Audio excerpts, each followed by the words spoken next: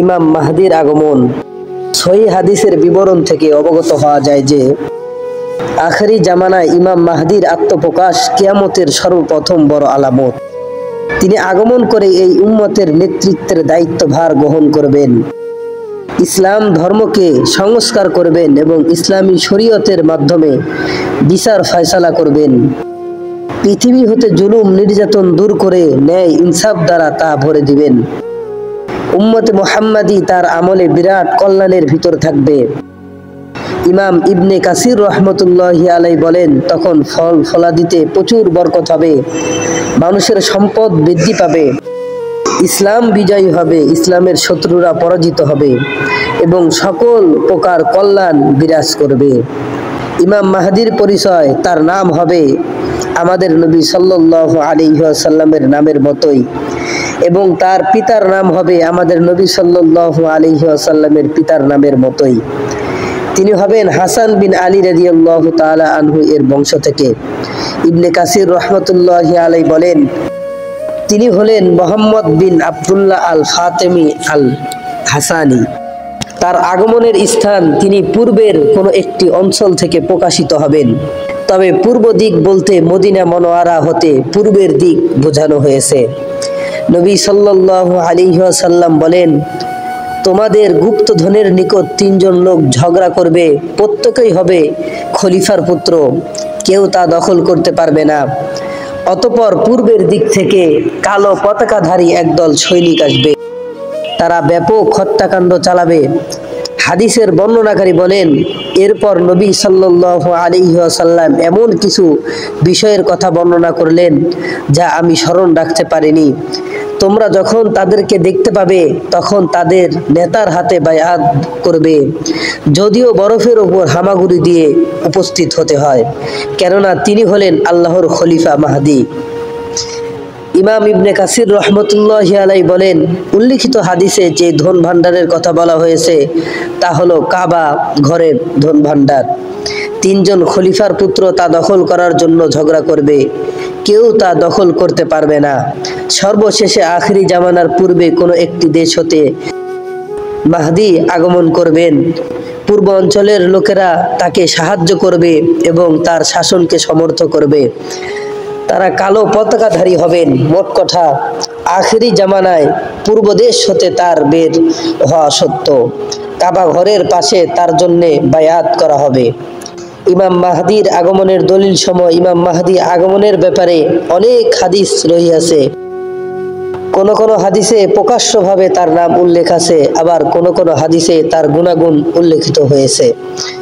তার আগমন সত্য হওয়ার জন্য এই সমস্ত হাদিসই যথেষ্ট। আবু সাঈদ খুদরি রাদিয়াল্লাহু তাআলা আনহু বলেন, নবী সাল্লাল্লাহু আলাইহি ওয়াসাল্লাম বলেছেন, আখেরি জামানায় আমার উম্মতের ভিতরে মাহদির আগমন ঘটবেন। তার শাসনকালে আকাশ থেকে প্রচুর বৃষ্টিপাত হবে, জমিন প্রচুর ফসল উৎপন্ন হবে। তিনি মানুষের মাঝে সমানভাবে প্রচুর সম্পদ বিতরণ করবেন, গৃহপালিত পশুর সংখ্যা বৃদ্ধি পাবে এবং উম্মতে মুহাম্মাদের সম্মান বৃদ্ধি পাবে। তিনি 7 বছর কিংবা 8 বছর জীবিত থাকবেন। আবু সাঈদ খুদরি রাদিয়াল্লাহু তাআলা আনহু হতে আরো বর্ণিত আছে, নবী সাল্লাল্লাহু আলাইহি ওয়াসাল্লাম বলেন, আমি তোমাদেরকে মাহদির আগমন সম্পর্কে সুসংবাদ দিচ্ছি। মানুষরা যখন মতবিরোধে লিপ্ত হবে তখন তিনি প্রেরিত হবেন।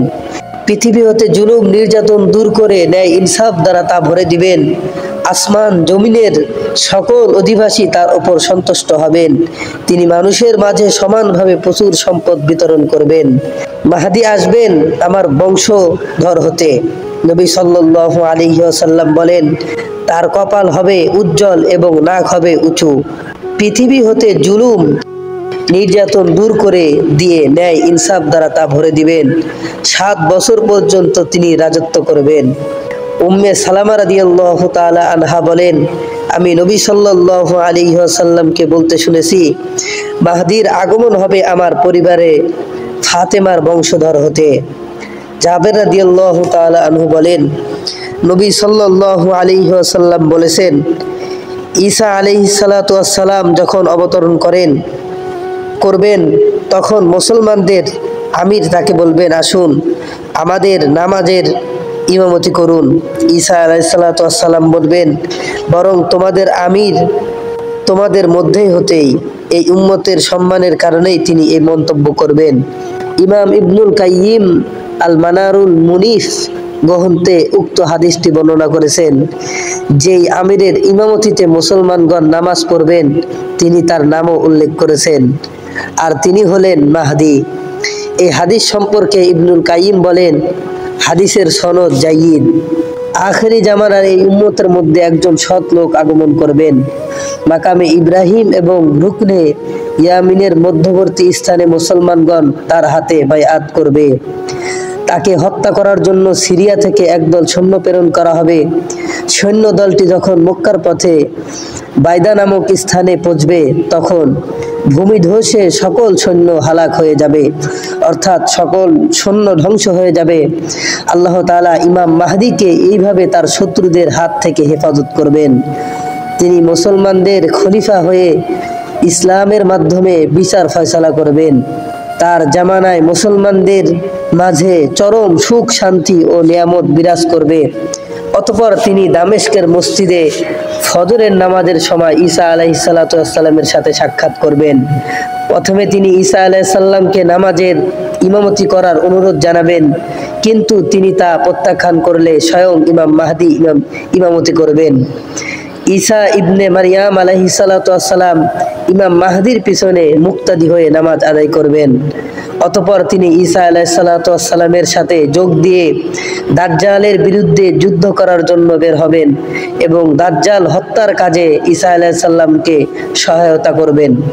তারপর তিনি 7 বছর মতান্তরে 9 বছর পৃথিবীতে বসবাস করে মৃত্যুবরণ করবেন। মুসলমানগণ তার জানাজার নামাজ পড়বে।